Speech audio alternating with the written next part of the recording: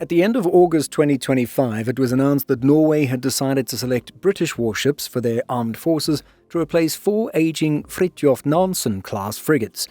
Hailed as the UK's biggest ever warship export deal with a value of £10 billion, the country will supply Norway with Type 26 frigates designed for anti-submarine warfare. Let's take a look at how this project is developing for today's video. When the UK government announced the deal, it was said the project would support 4,000 jobs across the country's supply chain until well into the 2030s, including more than 2,000 at BAE Systems Glasgow shipyards. Norwegian Prime Minister Jonas Støre said at the time, "Norway and the United Kingdom are close allies with common interests and strong bilateral ties. I'm confident that the strategic partnership with the UK for purchasing, developing and operating frigates is the right decision."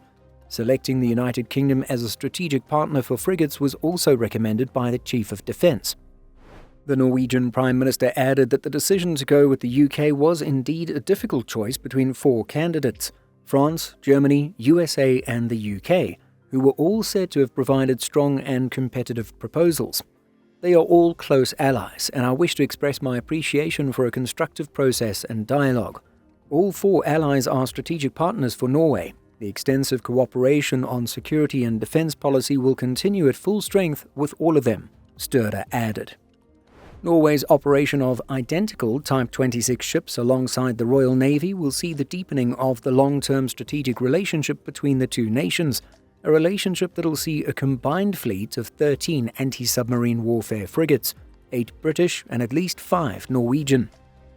These frigates will be tasked to, quote, "detect, classify, track and defeat hostile submarines, significantly reinforcing NATO's northern flank."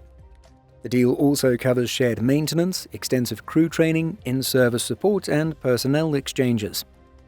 For those unaware of the details of the new ships, the Type 26, also known as City-class, features sophisticated weapons, advanced sensors and cutting-edge communications, with a flexible design that enables future upgrades to counter emerging threats.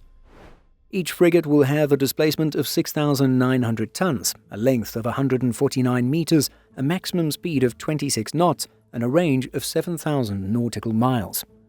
These ships with the Royal Navy will accommodate a crew of 208, while living quarters will include gym facilities, recreation rooms, canteen and a medical facility that is capable of dealing with regular health needs and greater emergencies.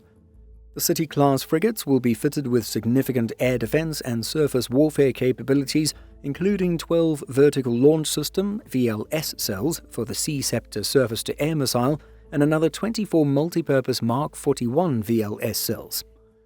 Each cell can house 4 Sea Scepters, giving each ship a total of 48 missiles, and the Mark 41 VLS provides flexibility to utilize a further choice of missiles. So those are the basics of this massive frigate project between Norway and the UK. According to the Royal Navy's website, the first 3, the HMS Glasgow, Cardiff and Belfast, are expected to enter the fleet before 2030, while a further 5 ships, HMS Birmingham, Sheffield, Newcastle, Edinburgh and London, will join after 2030. One of the more recent signs of tangible progress took place in December 2025, when the engines for HMS Glasgow were turned on for the first time as part of testing ahead of the vessel's commissioning into the fleet.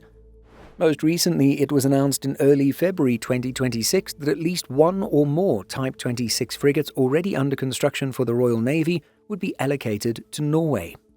As reported by NavyLookout.com, Defence Procurement Minister Luke Pollard stated, "We are assessing options for offering Type 26 build slots currently allocated to the Royal Navy to the Royal Norwegian Navy." The article adds that allocating at least 1 Type 26 frigate, likely Ship 3 or 4, HMS Belfast or Birmingham, was accepted when the agreement was made between the two governments. That's because the Norwegians had stipulated their first vessel should be in service by 2029. To beat out the aforementioned competition from French, German and American shipbuilders that could also deliver vessels in this time frame, it was said that such a compromise was inevitable. The slot allocation doesn't appear to have been accepted easily. Indeed, a Conservative in the House of Lords, Baroness Goldie, voiced concern about the overall health of the Royal Navy following reports of the slot reallocation, stating, This will leave us dependent on elderly Type 23 frigates. Will the Minister confirm that the Type 26 build will continue as originally scheduled to avoid unacceptable weakening of our Royal Navy capability? Lord Gerard Lemos, Labour, insists that the fleet is meeting its targets, saying, "The Royal Navy's readiness performance in 2025 reflects both strong operational in key categories and predictable reductions linked to planned maintenance cycles and unplanned defects. The government is doing a lot to address the capacity of the Royal Navy overall. It's absolutely crucial that we work closely with Norway for the procurement of the Type 26 frigates, and the sequencing of that will be part of ensuring security within the High North." At least to us, the debate at the upper levels of government seem like petty politics, especially when considering the original terms of the deal, and that Norwegians and Brits need to work closely together on this project and broader security in the North Sea. In our opinion, someone who would categorise the slot reallocation to Norway as a net loss to the British fails to understand how military alliances and collective security work. But that's our look at the Type 26/City-class frigate project between the UK and Norway.